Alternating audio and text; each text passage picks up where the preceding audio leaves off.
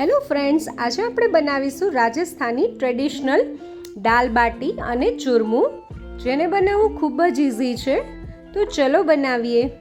તો સૌથી પહેલાં મેં અહીંયા પંચરત્ન દાળ બનાવવા માટે ચણાની દાળ લઈ લીધી છે 1/4 કપ, 1/4 કપ અડદની દાળ, 1/4 કપ મસૂરની દાળ, 1/4 કપ મગની ફોતરાવાળી દાળ અને 1/4 કપ તુવેરની દાળ.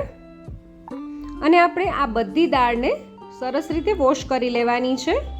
તો હું એક બોલમાં બધી દાળ લઈ લઈશ અને આ દાલ બાટીમાં આવી જ રીતે પંચરત્ન દાળ બને છે. પણ જો તમને કોઈ બી એક દાળ ન લેવી હોય તો તમે એ સ્કીપ બી કરી શકો છો. અને તમે જોઈ શકો છો મેં દાળને સરસ રીતે ધોઈ લીધી છે. તો હવે આપણે એને પલાળી દઈશું અડધી કલાક સુધી.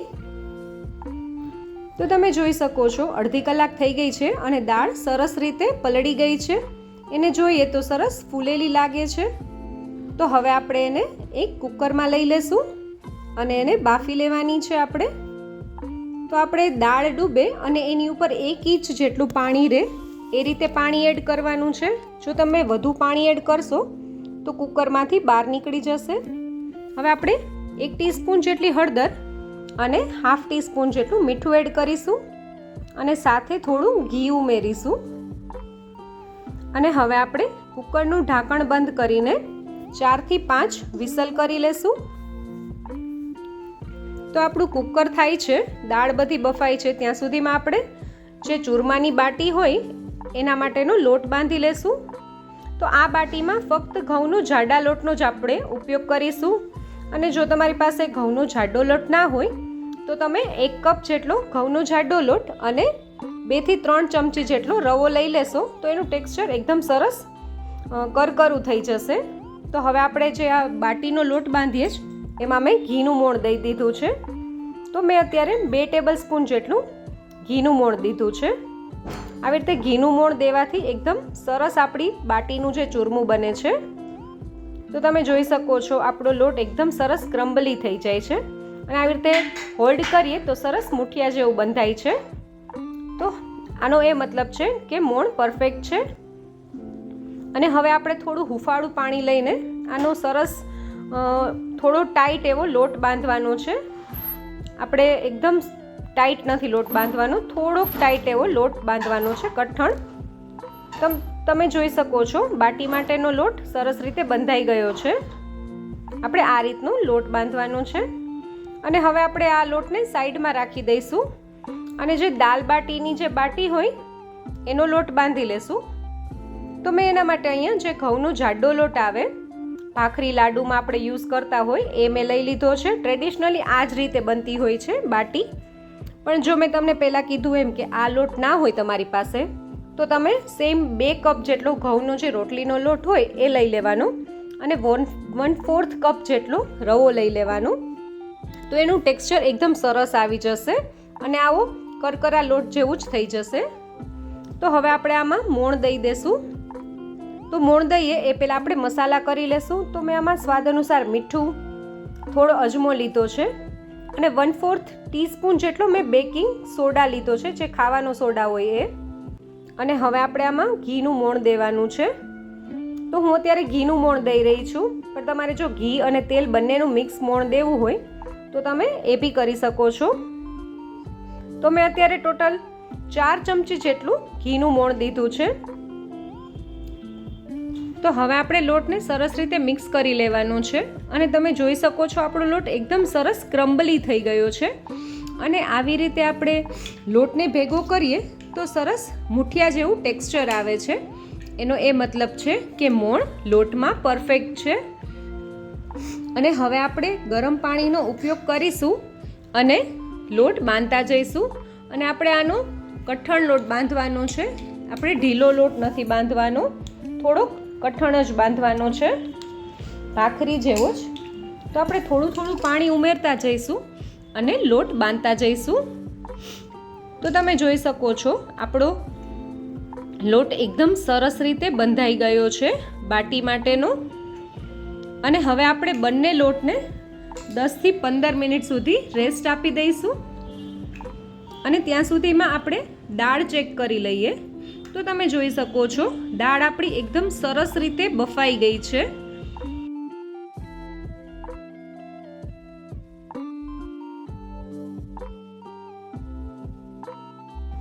અને હવે આપણે દાળને થોડી બ્લેન્ડ કરી દઈએ બ્લેન્ડરની મદદથી. આપણે દાળને બહુ ક્રશ નથી કરવાની, આપણે થોડું જ બ્લેન્ડર આમાં ફેરવવાનું છે. બાકી તો આપણે દાળને થોડી આખી જ રાખવાની છે. તો તમે જોઈ શકો છો આપણી દાળ એકદમ સરસ રીતે બ્લેન્ડ થઈ ગઈ છે અને મેં એને સ્મૂધ નથી બનાવી, દાળ આપણી આખી જ દેખાય છે. તો હવે આપણે દાળનો વઘાર કરી લઈએ. તો વઘાર માટે મેં અહીંયા 1.5 ટેબલ સ્પૂન જેટલું ઘી લઈ લીધું છે અને હવે ઘી તમે જોઈ શકો છો એકદમ સરસ રીતે ગરમ થઈ ગયું છે. તો હવે આપણે એમાં 1/2 ટીસ્પૂન જેટલી રાઈ એડ કરીશું. એની સાથે જ 1 ટીસ્પૂન જેટલું આપણે જીરું એડ કરીશું અને એની સાથે જ લવિંગ એડ કરીશું. 2 થી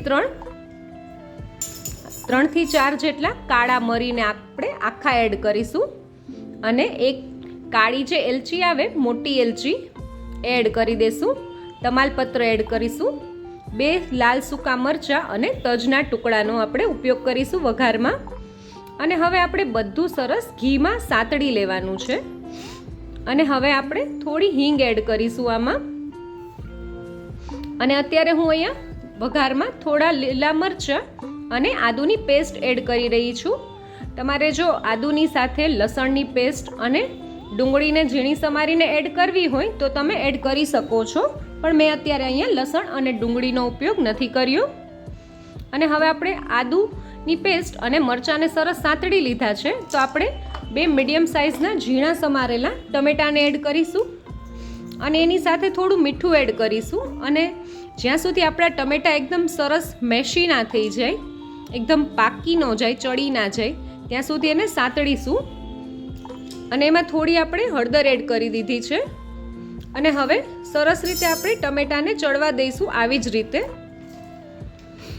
તો તમે જોઈ શકો છો થોડી જ વારમાં આપણા જે ટમેટા છે એ સરસ રીતે ચડી ગયા છે. તો આ સમયે આપણે થોડા મસાલા કરી લેશું. તો એના માટે મેં અહીંયા 1 ટીસ્પૂન જેટલું કશ્મીરી લાલ મરચું લઈ લીધું છે, 1 ટીસ્પૂન જેટલું ધાણા જીરું લઈ લીધું છે અને 1/2 ટીસ્પૂન જેટલું જે રેગ્યુલર મરચું આવે એ લઈ લીધું છે. તીખાશ તમે તમારા ટેસ્ટને અકોર્ડિંગ પ્લસ માઇનસ કરી શકો છો. હવે આપણે 1 થી 2 મિનિટ સુધી આવી જ રીતે મસાલાને ચડવા દઈશું અને 2 મિનિટ જેવો સમય થઈ ગયો છે અને આપણે જે દાળને બાફીને રાખી હતી એ આમાં એડ કરી દીધી છે. અને હવે આપણે બધું સરસ રીતે મિક્સ કરી લેવાનું છે જેથી કરીને મસાલો બધો દાળમાં સરસ મિક્સ થઈ જાય. અને થોડું તમારે પાણી એડ કરવું હોય તો તમારે કેવી દાળ પતલી જોઈએ છે કે જાડી જોઈએ છે એને અકોર્ડિંગ તમે નાખી શકો છો. અને લાસ્ટમાં મેં થોડું ગરમ મસાલો 1 ટીસ્પૂન જેટલો એડ કર્યો છે, થોડો લીંબુનો રસ બી એડ કર્યો છે અને થોડી ધાણા ભાજી પણ મેં ઝીણી સમારીને એડ કરી છે. અને હવે આપણે બધું સરસ રીતે મિક્સ કરી લઈશું અને ગેસની ફ્લેમ આપણે બંધ કરી દેવાની છે અને બાટી બનાવી લઈએ. તો સૌથી પહેલાં આપણે ચૂરમા માટેની બાટી બનાવી લઈશું. તો તમે જોઈ શકો છો આપણો લોટ એકદમ સરસ થઈ ગયો છે અને બાકીના લોટને આપણે ઢાંકી દઈશું. તો ચૂરમા માટેની આપણે બાટી બનાવવા માટે મેં અહીંયા થોડો લોટ લઈ લીધો છે. તો આપણે એને આવી રીતે ગોયણું બનાવી લેવાનું છે અને આવી રીતે સરસ આપણે જેવી રીતે ભાખરી બનાવતા હોઈએ એનો ગોયણો બનાવીએ એવી રીતે બનાવી લેવાનું છે. અને પછી આવું લીંબુ જેવો શેપ આપી દેવાનો છે ગોયણાનો, તમે જોઈ શકો છો. અને આપણે જે ચૂરમા માટેની બાટી છે એને આપણે આ જ રીતે બનાવીશું. તો હું અત્યારે થોડી નાની બનાવી રહી છું કેમ કે હું આને અપમની જે પેન આવે એમાં બનાવી રહી છું, પણ તમારે જો થોડી મોટી બનાવી હોય તો તમે એ પણ બનાવી શકો છો. તમે જોઈ શકો છો બીજી બાટી પણ રેડી થઈ ગઈ છે. અને હવે આપણે દાલ બાટી માટેની બાટી બનાવી લઈએ. તો સેમ પ્રોસેસથી આપણે એની બાટી બનાવીશું. આવી રીતે થોડુંક લોટ લઈ લેશું અને આને આવી રીતે પ્રેસ કરતા જઈને લીંબુથી સેજ મોટી આપણે બાટી બનાવીશું. તમે જોઈ શકો છો મેં બાટી બનાવી લીધી છે. હવે આને એકદમ સરસ લુક આપવા માટે હું અહીંયા ચપ્પુની મદદથી આવી રીતે કાપા કરી રહી છું. આવી રીતે કરવાથી બાટીનો લુક બી સરસ આવશે અને બાટીને આપણે જ્યારે પેનમાં પકાવશું અથવા તો આપણે અપમની પેનમાં પકાવશું તો એકદમ સરસ રીતે અંદરથી બી ચડી જશે. તો તમે જોઈ શકો છો મેં બધી બાટી રેડી કરી દીધી છે, ચૂરમાની અને દાલ બાટીની બંને. અને હવે આપણે બંને બાટીને સરસ રીતે પકાવી લઈએ.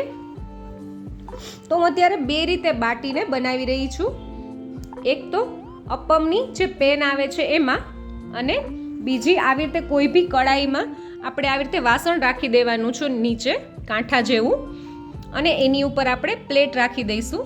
તો સૌથી પહેલાં આપણે અપમની જે પ્લેટ આવે છે એમાં આપણે બનાવશું. તો મેં બંને વાસણને પહેલાં પ્રીહીટ કરવા માટે રાખી દીધા છે, અને કડાઈમાં આપણે આવી રીતે કોઈ પણ કાણાવાળું વાસણ લઈ લેવાનું છે, અથવા જો સાદી પ્લેટ હોય તો એ બી ચાલે. એને આવી રીતે સરસ રીતે ઘીથી ગ્રીસ કરી લેવાની છે, અને આપણે કડાઈમાં મૂકી દઈશું.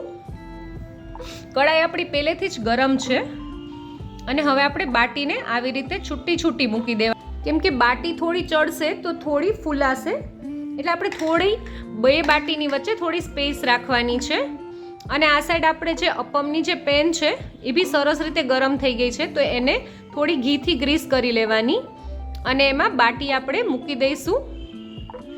તમે જોઈ શકો છો મેં થોડી બાટી નાની પણ બનાવી હતી, એમાં મેં આમાં રાખી દીધી છે, અને બંને બાટીને આપણે સરસ ઢાંકણ ઢાંકીને ચડવા દઈશું.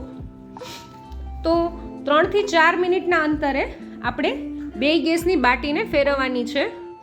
તો આ સાઈડ સૌથી પહેલાં આપણે અપમની જે પેન છે એમાં બાટીને સાઈડ ચેન્જ કરી લેશું. તો તમે જોઈ શકો છો એકદમ સરસ નીચેથી આપણી બાટીનો કલર આવી ગયો છે, અને હવે આપણે ઉપરની સાઈડ થોડું ઘી લગાડી દેવાનું છે આવી રીતે. અને આવી જ રીતે આપણે સેમ પ્રોસેસ કરશું જે આપણે કડાઈમાં બાટી મૂકી છે એને, તો એની બી આપણે સાઈડ ચેન્જ કરી લેવાની છે. તો આમાં બાટીને થતાં થોડી વાર લાગશે, લગભગ 5 મિનિટનો ફેર આવશે. તો તમે જોઈ શકો છો આ બી બાટી સરસ નીચેથી થોડી થોડી બ્રાઉન થવા લાગી છે, અને આપણે આ જ રીતે પ્રોસેસ કરતા જઈશું 2 થી 3 વાર બંને બાટીમાં. તો હવે અહીંયા આપણે પાછી સાઈડ ચેન્જ કરી લઈએ. તો તમે જોઈ શકો છો આ સાઈડ બી સરસ બ્રાઉન કલર થોડો થોડો આવવા લાગ્યો છે, અને હવે પાછું આપણે થોડું ઘી લગાવી દઈશું, અને આની બી આપણે પાછી સાઈડ ચેન્જ કરી લઈએ. તો તમે જોઈ શકો છો એકદમ સરસ આનો બી કલર આવી ગયો છે, અને પાછું આપણે થોડું ઘી લગાવી દેવાનું છે આ સાઈડ. તો આપણે આવી જ રીતે કરતા જઈશું અને બાટીને ચડવા દઈશું. તો જે આ અપમની પેન છે એમાં બાટીને થતા લગભગ 15 મિનિટનો સમય લાગે છે, અને જે આપણે કડાઈમાં બાટી મૂકી છે એને પાકતા 20 મિનિટ જેવો સમય લાગે છે. પણ બંનેમાં એકદમ સરસ રીતે જ બાટી બને છે. તમને જે પ્રોસેસ ઇઝી પડે તમે એમાં કરી શકો છો. તમે જોઈ શકો છો કે આપણી બાટી એકદમ સરસ અંદરથી ચડી ગઈ છે, અને અત્યારે મેં આ ચૂરમા માટેની બાટી લીધી છે, અને હવે આપણે એને આવી જ રીતે સરસ ઠરવા દઈશું, અને પછી એને મિક્સર જારમાં લઈને એનો સરસ આપણે ભૂકો કરી લેવાનો છે. તો તમે જોઈ શકો છો મેં ચૂરમાનો એકદમ સરસ ભૂકો કરી નાખ્યો છે, અને એનું ટેક્સચર એકદમ સરસ થઈ ગયું છે. તો હવે આપણે આમાં થોડા કાજુ અને બદામના ટુકડા એડ કરીશું, થોડો ઇલાયચીનો પાવડર એડ કરીશું, અને આપણું જ્યારે મિક્સચર એકદમ ઠરી જાય એ પછી જ આપણે આમાં ખાંડનો પાવડર કરીને એડ કરવાનું છે, અથવા તો તમારે જો સાકરનો પાવડર એડ કરવો હોય તો બી કરી શકો છો. મેં અત્યારે 3 ટેબલ સ્પૂન જેટલી ખાંડને મિક્સર જારમાં દળીને લીધી છે. જો તમારે ગોળ એડ કરવો હોય તો તમે એ બી કરી શકો છો, પણ એ વાતનું ખાસ ધ્યાન રાખવાનું કે ચૂરમું સાવ ઠરી ગયું હોવું જોઈએ. અને હવે આપણે આમાં ઘી એડ કરીશું. તો મેં આમાં ટોટલ 4 ટેબલ સ્પૂન જેટલું ઘી એડ કર્યું છે, અને તમારે આમાં જેટલું ઘી એડ કરવું હોય એટલું તમે કરી શકો છો. મેં અત્યારે આમનેમ રાખ્યું છે, તમારે જો લાડુ વાળવા હોય તો તમે એ બી કરી શકો છો. અને હવે ટ્રેડિશનલી જ્યારે બાટીને સર્વ કરાતી હોય ત્યારે આવી રીતે એને ઘીથી ડીપ કરીને જ આખી આવી જ રીતે ઘીમાં ડીપ કરીને પછી જ સર્વ થતી હોય છે. તો મેં અત્યારે થોડું ઘી લઈ લીધું છે અને બાટીને સરસ રીતે ઘીથી કોટ કરી દીધી છે. તમે જોઈ શકો છો. અને આપણે બાકીની બાટીને પણ આવી જ રીતે ઘીથી કોટ કરી લઈશું અને પછી સર્વ કરશું. તો તૈયાર છે આપણી દાલ બાટી અને ચૂરમું. જો તમને મારો આ વિડીયો ગમ્યો હોય તો મારા વિડીયોને લાઈક કરજો, શેર કરજો અને મારી ચેનલ કુકિંગ વિથ ઉમા પુરોહિતને સબસ્ક્રાઈબ કરજો, જેથી કરીને આવા નવા વિડીયો હું તમારી સાથે શેર કરી શકું.